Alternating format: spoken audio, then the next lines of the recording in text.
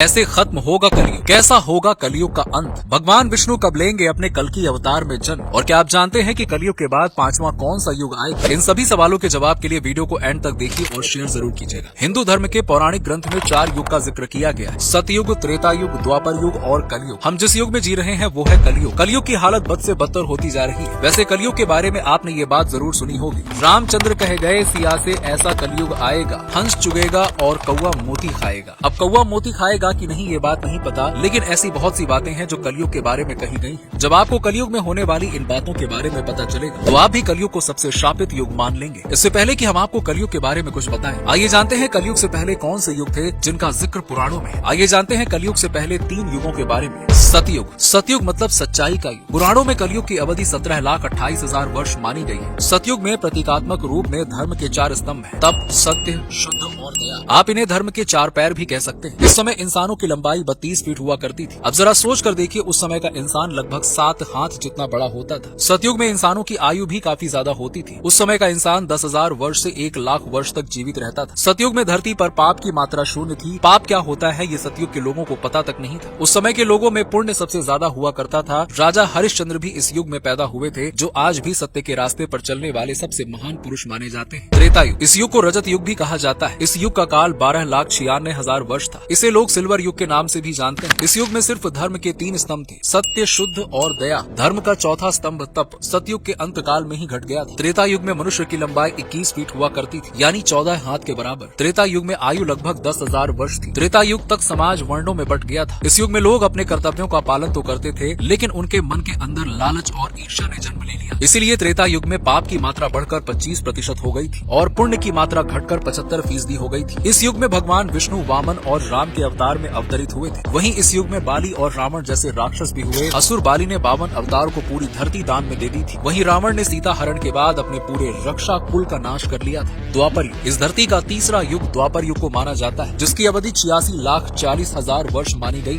धर्म का तीसरा स्तंभ शुद्ध त्रेता युग में समाप्त हो गया था। इसीलिए इस युग में धर्म के केवल 2 ही स्तंभ बचे थे। द्वापर युग में सत्य और दया के स्तंभ बचे थे। इस युग में इंसान की लंबाई घटकर 11 फीट रह गई और उम्र घटकर 1000 वर्ष रह गई थी। इस युग के लोगों को अपने कर्तव्यों का बिल्कुल भी ध्यान नहीं था। लोगों के अंदर काम, क्रोध और लोभ भी आ चुका था। इस वजह से इस युग में पाप की मात्रा बढ़कर 50% हो गई थी। वहीं पुण्य भी आधा हो चुका था, यानी इस युग में आधे मनुष्य पापी थे और आधे मनुष्य पुण्य आत्मा थे। द्वापर युग में ही इतिहास का सबसे भयानक युद्ध महाभारत हुआ था, जिसमें एक स्त्री को भरी समाज में लज्जित किया गया था। कलयुग। दोस्तों, सनातन धर्म का अंतिम युग कलयुग है। पुराणों में कलयुग की काल अवधि 4,32,000 वर्ष बताई गई है। वर्तमान का युग कलयुग कहलाता है। अभी कलयुग का प्रथम चरण चल रहा है। अभी कलयुग के 5,000 वर्ष पूरे हुए हैं। अभी भी कलयुग को खत्म होने में 4,27,000 वर्ष बाकी है। इस युग में धर्म का एक स्तंभ दया भी बचा है, जो इस युग के अंत तक समाप्त हो जाएगा। इस युग में पाप की मात्रा 75% और पुण्य की मात्रा 25% रह जाएगी। साथ में ये भी कहा गया है कि पुण्य कलयुग खत्म होने तक शून्य हो जाएगा। इस युग में इंसान की औसत लंबाई 5 फुट 5 इंच होगी, यानी कि एक इंसान औसत 3.5 हाथ का होगा। इंसानों की उम्र 80 से 90 वर्ष होगी। विष्णु पुराण में ये कहा गया है कि जैसे जैसे कलयुग का अंत नजदीक आएगा, वैसे वैसे मनुष्य की उम्र घटती जाएगी। अंत में इंसान की औसत आयु 20 से 30 वर्ष रह जाएगी। उस समय छोटे छोटे बच्चे गंभीर बीमारियों का शिकार होंगे। कम उम्र में ही बच्चों की आंखों पर चश्मा होगा, बालों में सफेदी छा जाएगी। कलयुग में हर कोई चिंताओं से घिरा होगा। कलयुग के अंत में शादी एक तरह का समझौता होगा। जिनके पास पैसा होगा, स्त्रियां उन्हें अपना पति स्वीकार करेंगी। लोग सिर्फ अपने बारे में सोचेंगे